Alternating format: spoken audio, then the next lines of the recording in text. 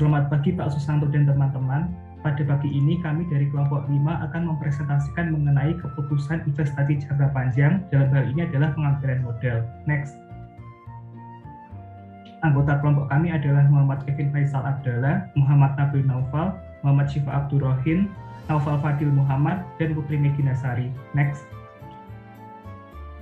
Yang pertama kita akan membahas mengenai tinjauan penganggaran modal. Next. Tinjauan yang pertama adalah arti dan pentingnya penganggaran modal. Penganggaran modal atau capital budgeting mengacu pada proses perencanaan pengeluaran yang akan menghasilkan penerimaan atau pengembalian sepanjang beberapa tahun. Penganggaran modal sangat penting bagi sebuah perusahaan. Manajemen perusahaan harus selalu waspada agar bisa memanfaatkan peluang, profitabilitas, pertumbuhan, dan kelangsungan hidup perusahaan dalam jangka panjang tergantung pada seberapa baik manajemen memanfaatkan peluang-peluang tersebut. Penganggaran modal juga penting karena sebagian besar proyek-proyek investasi modal besar seringkali tidak dapat dianulir. Next. Yang selanjutnya, perusahaan seringkali mengklasifikasikan kategori proyek investasi sebagai berikut. Yang pertama penukaran, yang kedua penghematan biaya, yang ketiga ekspektasi output pasar dan produk-produk tradisional, yang keempat ekspansi pada produk dan atau pasar baru, yang kelima regulasi pemerintah. Next. Pencarian ide dan usulan untuk proyek-proyek investasi baru penting untuk profitabilitas masa depan dan kelangsungan hidup perusahaan dari waktu ke waktu. Dalam perusahaan yang terkelola dengan baik dan dinamis, semua karyawan didorong untuk menyampaikan ide-ide investasi baru. Namun, mayoritas perusahaan besar kemungkinan mempunyai divisi lead bank yang diberi tanggung jawab untuk merekomendasikan usulan-usulan proyek investasi baru. Next. Proses penganggaran modal seringkali mengintegrasikan semua divisi perusahaan, mulai dari departemen pemasaran, departemen produksi, rekayasa, personalia, dan pembelian, sampai departemen keuangan. Next. Yang selanjutnya ada tinjauan atas proses penganggaran modal. Penganggaran modal pada dasarnya merupakan penerapan prinsip umum bahwa perusahaan harus memproduksi output dan melakukan aktivitas hingga pendapatan marginal dari output atau aktivitas sama dengan biaya marginalnya. Dalam kerangka penganggaran modal, prinsip ini mengimplikasikan bahwa perusahaan harus mengambil proyek-proyek investasi tambahan sampai pengembalian marginal investasi sama dengan biaya marginalnya. Daftarlah seluruh proyek investasi yang berpeluang untuk dimanfaatkan perusahaan yang disusun dari proyek yang menawarkan tingkat pengembalian tertinggi sampai terendah, mewakili permintaan perusahaan atas modal. Pada sisi lain, daftar biaya modal marginal memperlihatkan biaya yang dihadapi perusahaan dalam rangka mendapatkan jumlah modal tambahan bagi tujuan investasi. Titik potong antara kurva permintaan dan kurva biaya marginal yang dihadapi perusahaan menemukan berapa banyak investasi perusahaan. Hal ini ditampilkan dalam figur 14.1. Next. Nah, ini adalah figur 14.1 yang merupakan contoh tujuan grafis proses penganggaran modal. Next.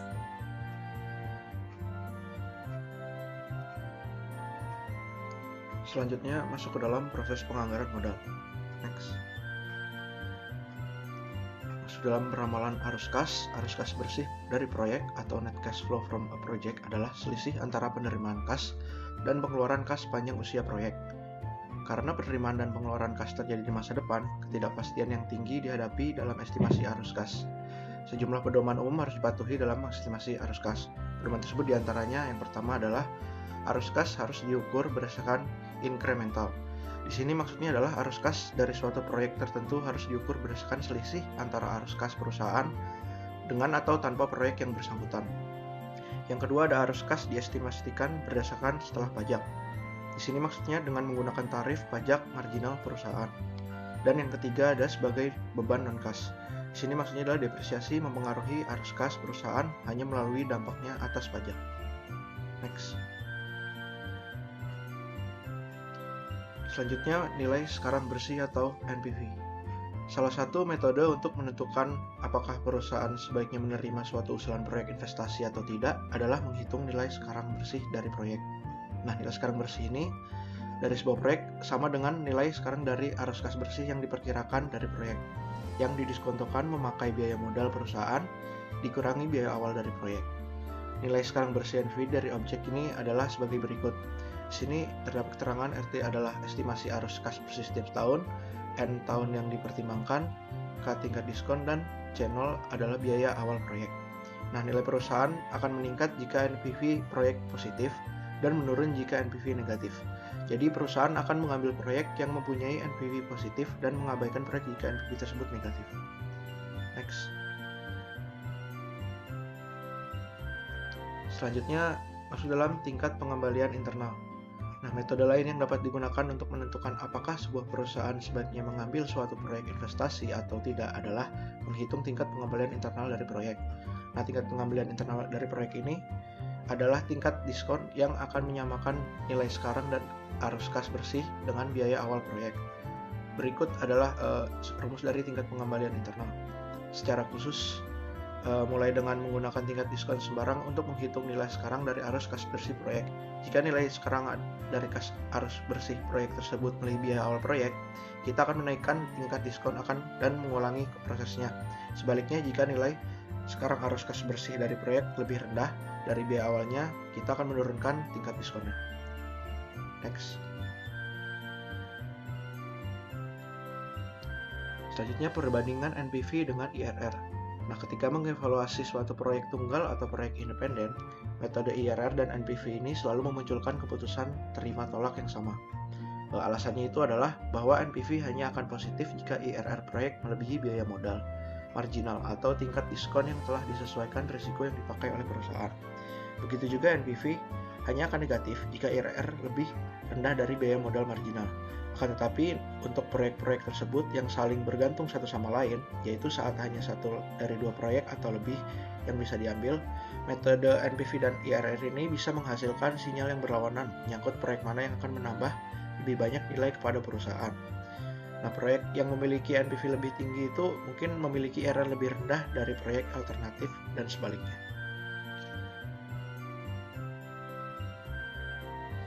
Next. Yang ketiga ada penjatahan modal dan indeks profitabilitas. Next. Nah, penjatahan modal atau capital rationing adalah saat perusahaan tidak dapat mengambil semua proyek yang mempunyai energi positif, sehingga perusahaan harus mengurutkan proyek berdasarkan indeks profitabilitasnya dan memiliki gerak yang memiliki indeks profitabilitas tertinggi, bukan yang mempunyai NPV tertinggi.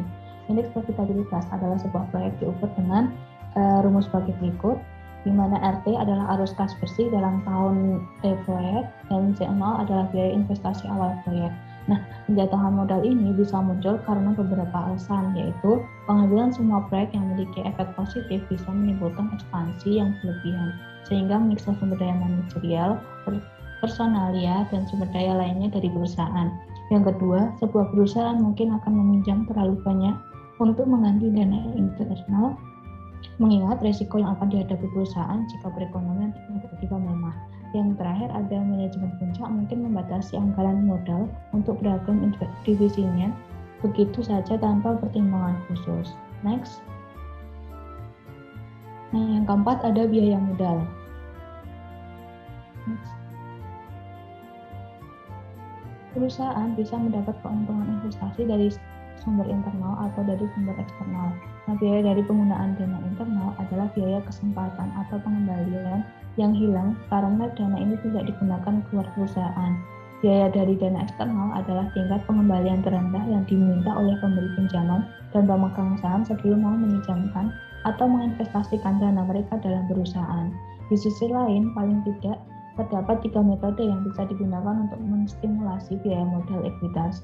Metode-metode yang dimaksud adalah suku bunga bebas risiko plus premi, modal penilaian dividen, dan modal penentuan harga pasar modal atau CAPM. Next. Nah, ini ada biaya utang. Biaya utang atau cost of debt adalah pengembalian yang diminta memberi pinjaman untuk pinjaman yang mereka berikan kepada perusahaan. Karena pembayaran bunga yang dilakukan oleh perusahaan untuk dana pinjaman dapat dikurangkan dari laba kena pajak perusahaan. Biaya setelah pajak dari dana yang dipinjamkan atau KD dapat dihitung dengan rumus berikut, di mana R adalah bunga yang dibayarkan, T adalah tarif pajak yang marginal perusahaan. Nah, jika perusahaan tidak mempunyai laba kena pajak setelah semua biaya yang dikeluarkan selama 1 tahun tertentu, biaya setelah pajak dari utang sama dengan suku bunga sebelum pajak yang dikenakan atas dana pinjaman. Juga harus diperhatikan bahwa kita harus berkepentingan dengan biaya utang baru atau utang marginal, bukan biaya rata-rata dari utang. Karena biaya marginal dari utanglah yang dipakai untuk menentukan apakah perusahaan sebaiknya mengambil suatu proyek investasi tertentu atau tidak. Next. Nah, yang kedua ada biaya modal ekuitas suku bunga bebas resiko plus premi. Biaya modal ekuitas adalah tingkat pengembalian yang diminta pemegang saham agar berinvestasi dalam perusahaan. Biaya pengumpulan modal ekuitas dari sumber eksternal biasanya melebihi biaya pengumpulan modal ekuitas secara internal sebesar flotation cost, yaitu biaya penerbitan saham. Salah satu metode yang dipakai untuk mengestimasi biaya dari modal ekuitas adalah sebagai berikut. Next. Suku bunga bebas resiko atau RF yang biasanya menjadi acuan adalah suku bunga treasury bill jangka waktu 6 bulan karena kemampuan pemerintah untuk melakukan pembayaran bunga dan prinsipal diasumsikan pasti.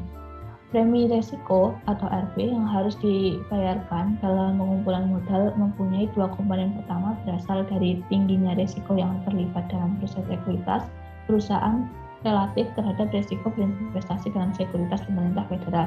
Dan yang kedua adalah risiko tambahan yang berasal dari pembelian saham biasa bukan obligasi perusahaan. Saham memiliki dua risiko dibandingkan dengan dividen. Jika premi yang berhubungan dengan kedua komponen risiko ini diberikan P1 dan P2, formulanya akan berubah menjadi seperti berikut, di mana KS sama dengan RF plus P1 plus P2. Next.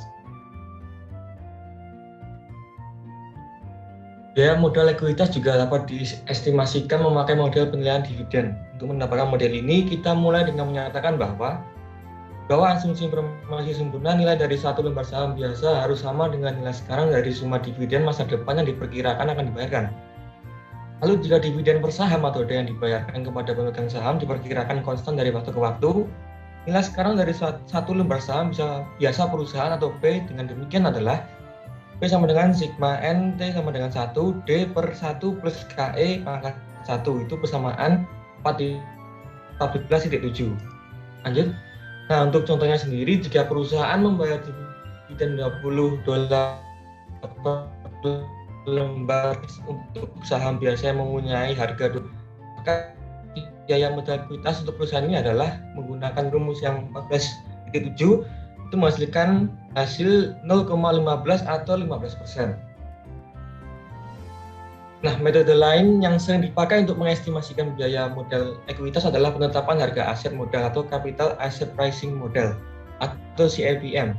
Biaya modal ekuitas yang diestimasikan dengan CAPM adalah rumusnya KE sama dengan RF plus koefisien beta dalam kurung min RF tutup kurung. Itu rumus 14,11.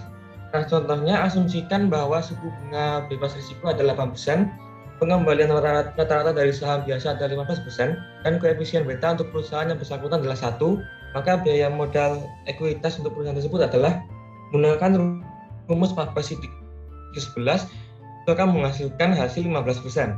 Lalu jika koefisien betanya 1,5, maka hasilnya adalah 18,5%. Sebaliknya jika koefisien beta sama dengan 0,5 maka hasilnya adalah 11,5%. Nah, dalam contoh ini dan dalam contoh-contoh yang menggunakan suku bunga bebas risiko plus premi risiko dan penilaian dividen, biaya modal ekuitas adalah sama dengan 15%. Hal tersebut jarang terjadi, yaitu pemakaian metode berbeda dalam mengestimasikan biaya modal ekuitas serta kemungkinan akan memberikan hasil yang sedikit berbeda. Dengan demikian, perusahaan kemungkinan akan menggunakan ketiga metode dan berupaya merekonsiliasi perbedaannya untuk mendapatkan konsensus mengenai biaya modal ekuitas. Baik, selanjutnya adalah biaya modal tertimbang. Biaya modal tertimbang adalah tingkat pengembalian rata-rata yang harus disediakan perusahaan kepada investor agar mau untuk menanamkan modalnya di perusahaan. Modal terdiri dari ekuitas dan utang yang masing-masing bisa memiliki biaya baik saham maupun utang perusahaan. Lalu di sini perlu kita garis bawahi bahwa setiap perusahaan ingin mencapai struktur modal yang ideal. Seperti contoh, misalkan sebuah perusahaan mobil biasanya mereka memiliki ekuitas 70% dan utang 30%. Ataupun perusahaan penyedia jasa layanan publik, mereka biasanya memiliki utang 70% dan ekuitasnya hanya 30%. Ini dikarenakan perbedaan kepentingan dari tiap-tiap perusahaan dan bagaimana cara mereka mengoperasikan sebuah perusahaannya masing-masing, seperti itu. Nah, biaya modal gabungan perusahaan atau KC dengan demikian adalah rata-rata tertimbang dari biaya modal utang KD dan biaya modal ekuitas. Rumusnya adalah KC sama dengan WD dikali KD ditambah WE dikali KE. Nah, di mana WD dan WE masing-masing adalah proporsi utang dan ekuitas dalam struktur modal perusahaan. Sebagai contoh, jika biaya utang setelah pajak 7,5%, perusahaan ingin mempunyai rasio utang ekuitas 40:60, maka biaya modal marginal gabungan atau biaya modal marginal tertimbang adalah KC 0,40 dikali 7,5% ditambah 0,60 dikali 15% sama dengan 3% ditambah 9% sama dengan 12%. Mengkaji ulang proyek investasi setelah implementasi. Mereview proyek setelah investasi penting untuk memastikan realitas berjalan sesuai dengan ekspektasi melalui perbandingan antara hasil dan proyeksi pengambilan investasi. Jadi di sini antara proyek yang sudah berjalan dengan proyek yang belum berjalan, ketika proyek sudah berjalan dan ketika proyek itu sebelum berjalan, semuanya harus sesuai dengan apa yang kita harapkan ketika awal. Dan di sini juga biasanya akan mendorong para pengelola proyek agar mereka itu lebih hati-hati dan struktur dalam mengerjakan proyeknya, tidak asal-asalan, karena di sini nanti akan ada tersebut sudah berjalan sesuai dengan ekspektasi yang diharapkan. Lalu biaya modal dan daya saing internasional. Biaya modal sangat menentukan harga sebuah produk untuk mampu bersaing secara luas, baik internasional maupun domestik. Perusahaan mampu mempertimbangkan cost yang dikeluarkan baik untuk pemilihan bahan baku maupun cost apakah melalui pinjaman atau dana perusahaan yang akan menentukan struktur modal. Biasanya dalam sebuah negara ada beberapa negara yang mereka itu Amerika yang dia itu memiliki tarif cukup mahal untuk mengekspor barangnya ke luar negeri, namun di satu sisi Amerika sendiri memiliki kelebihan di mana banyak sumber daya yang bisa diekspor, terutama sumber daya mengenai pasar-pasar yang cukup banyak di Amerika dan masyarakat yang cukup konsumtif di Amerika, sehingga biaya-biaya tersebut tidak terlalu berpengaruh dan tetap menjadikan Amerika sebagai salah satu negara yang mungkin memiliki daya saing yang baik secara global. Gitu. Terima kasih. Bila ada pertanyaan silahkan ditulis di grup untuk kita jawab.